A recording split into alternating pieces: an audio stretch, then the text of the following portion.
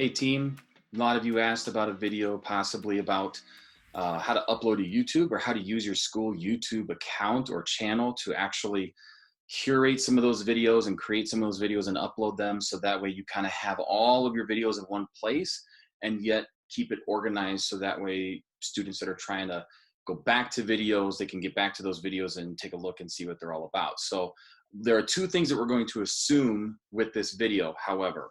So we're going to assume that your video is already recorded somehow, whether you did that with your phone, whether you did that with your computer, whatever it may be, your video is recorded. The second thing we're going to be assuming is the fact that the video itself is somewhere on your computer. If it's still on your phone or if it's still on some other kind of device, you need to get it moved over to your computer before you can move forward with this. However, I will create another video soon that shows you that if you do in fact record it on your phone, you can upload directly to your YouTube account on your phone as well. So you could basically shoot your video and get it uploaded directly to YouTube in a matter of just probably a few minutes. However, I would say that if you do upload it to video, that means that you've done no editing to it at all, which maybe that's a good thing or a bad thing, or maybe you've gone ahead and you have a video editor that's right on your phone, and therefore you shot the video, you did a little bit of editing on the video, and then you went ahead and uploaded that to YouTube. So I'll show you how to do that at another time with your phone. But for now, we're going to basically assume the video is on your computer in some way. So I'm going to go ahead and share my screen so that way you can kind of see the process of just getting to your YouTube account. I'm not sure if a lot of you have even been to that part or not, but I am currently in my Google Drive, as you can see, with my school account. And all I need to do is I need to just go over here to those the dots of the grid, whatever you want to call it. And these are my Google apps, obviously. And one of the first options is not YouTube. But if I scroll down, I will actually get to my YouTube account. So what's going to pop up first is going to kind of be like my home screen for YouTube, which I don't watch YouTube with my school account. So it's going to probably just bring up a bunch of random videos, which is fine. But I'm not going to watch YouTube with my school account. I'm here to upload my videos. So all of this is just like YouTube saying, hey, here's some popular videos. Do you want to watch them? No, I don't want to watch YouTube, but I want to go ahead and upload. So what I'm going to do is I'm going to go to this icon and I'm double checking to make sure that I'm in fact in my school account, which I am. So now I'm going to go ahead and upload to my school account. I'm going to select upload video. And when I do, it is then going to kick me over to my video library, and it's going to say, what video do you want to upload? I can go ahead and drag that into the actual screen here if I wanted to, but I imagine that most of you are probably going to go ahead and just select the file. And when I select that file, it's going to bring up this particular dialog box where it's going to ask you, where is the video located? So this is where I'm talking about. You have to make sure your video, in this option, you are making sure that your video is in fact somewhere on your computer. Is it going to be in your downloads? Is it going to be in your desktop? But I'm going to go ahead and right here in my downloads, I know that I still have that sight words video of Mrs. Ticky's.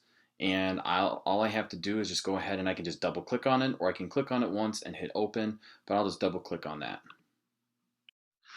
And as soon as I do, it'll start the upload process. As that is uploading, I'm going to be able to take a look and see and tweak some of the settings here as it's uploading down here in the lower left-hand corner. It should take only a few minutes. So I'm going to go ahead and make sure that my title is correct, sight words 1 through 5. I can go ahead and add the description. I'm gonna imagine this is me. I'm going to imagine I'm Mrs. Ticky. So I might say, had fun. Or maybe not necessarily, just be like, here are the first 5 lists for your sight words. Maybe it's something as simple as that. And then when I go ahead and continue to scroll down, my next option is going to be a thumbnail. And a thumbnail is going to be like, what is that placeholder image that is shown before the video starts playing? Now I can go ahead and upload my own. If I have a picture like a JPEG or something like that, I can go ahead and upload my own. But if I just wait until this is done uploading and processing, YouTube will automatically give 3 options. It'll auto generate 3 options for me. And then down below that, I can add this to a playlist. Now, I would recommend that if you are creating videos that are essentially instructional videos or how-to videos for your students, one of the best ways to keep those videos organized as you start to build up your library of videos is going to be using playlists.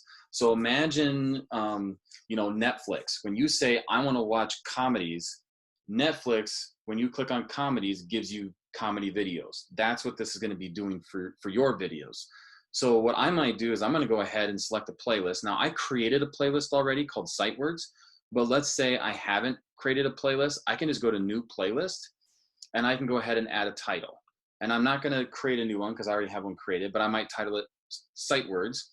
And as far as the visibility of this playlist, what I might do is just keep that public, because that way when people go to my YouTube channel, they will be able to basically see all my different playlists set up already. And since I'm using this for instructional purposes, that seems pretty fair to be able to make that public. So I'm just going to leave that as public, title that Sight Words. I'm going to cancel because I already have Sight Words created. So I'm just going to go ahead and check mark it and say, I want you to add this video that I'm uploading right now to my Sight Words playlist. I hit done. And then my next option that I'm looking at here is my audience. So one thing that YouTube has done in recent months has gotten very good, or gotten a lot better about making sure that the videos that are being put out there are kid friendly or not. Because YouTube also has YouTube Kids, they want to make sure that that content is pushed over to YouTube Kids if it is made for kids. More importantly, if I say, yes, this is made for kids, you will notice that this little gray box pops up that says that there are certain features like personalized ads and other notifications that will then be removed from my video. So that way, even those ads that pop up on the right-hand side or inside the video are also appropriate for what it is that I'm showing for my students. So that's been disabled then. So I would recommend that if you are creating anything, you say, yes, it's made for kids. You can have more options down here if you want to dig into those. No paid promotion. You can tag the video if you want. By creating playlists, you kind of are putting those tags on there. Language, subtitles, and closed captions. Right now, video language, if you want to upload subtitles, you can. I will show you in another video what's a pretty easy way to add subtitles to your videos, especially for students that have that are hard of listening and struggle with that. You can put those subtitles down at the bottom pretty easily using another tool, actually. So I won't show that right now. I can put down the recording date and so forth. Otherwise, it'll just use today's upload date as the standard way of doing it. And then all these other bits of information, if you want to, like a category, you could say this is for education. Where is that option? There it is. You could say it's for education if you want. Comments, because I have indicated that this is for kids, it automatically disables comments. So I don't have to worry about that. I don't have to worry about students or somebody else commenting on the video or YouTube trolls or whatever, as some people call them. So the video is done uploading, it's done processing. And as you can see, this SD stands for standard definition. So when it goes through the first round of processing, it's just looking for that standard definition of quality. I can also scroll back up here and take a look at my thumbnails, and I will see that I have 3 automatically generated options. And basically I decide what's the picture that best represents what this video is about. I'm probably going to pick this last one because you'll be able to see the words that are popping up, and notice that it doesn't look very good. But like I said, it's only for the standard definition set up right now. So now I'll go ahead and hit next. And I could have done that before it was even done uploading. I could have done this next bit. But there's nothing here in the video elements that I need to worry about. And then when I hit next again, I need to select if this is going to be for the public, unlisted, or private. So the big difference between these 3 is this. If my video is public, that means my video is searchable on YouTube. Anybody who types in whatever keywords or phrases or whatever that's related to my video, it's going to show up in the search. If I only really need this for my students, if I'm like, I don't know if there'll be other people out there in the world of the internet and YouTube that would really benefit from this video except my students, then I would probably want to mark it as unlisted. Unlisted means only those who have the link can see it. So when we talk about, okay, where's this video going to go? What I might do then is be able to take that link, and then I might be able to share that on Google Classroom, or take that link and share it on Seesaw or whatever it may be, or get it specifically to my students or my parents. So that way it's not necessarily searchable all over the internet. So I'll just mark it as unlisted for now. I'm not going to schedule it. It's going to be ready to go as soon as I hit save, and then really nothing else there that I need to worry about. So I'm just going to go ahead and hit save. And when I do, it's going to show me, here's what it looks like. Here's when it was uploaded. I can go ahead and share the link directly to one of these outlets. Otherwise, here's the link. If I just go ahead and hit this copy, that gives me the copy to share that particular video wherever I want to go ahead and share it. So I'm going to go ahead and hit close. And let's say I wanted to email it. I can go ahead and email it or whatever it may be. But now you guys are in a new screen that is different than what we saw before, and I'm going to show you how we got to this screen in the first place.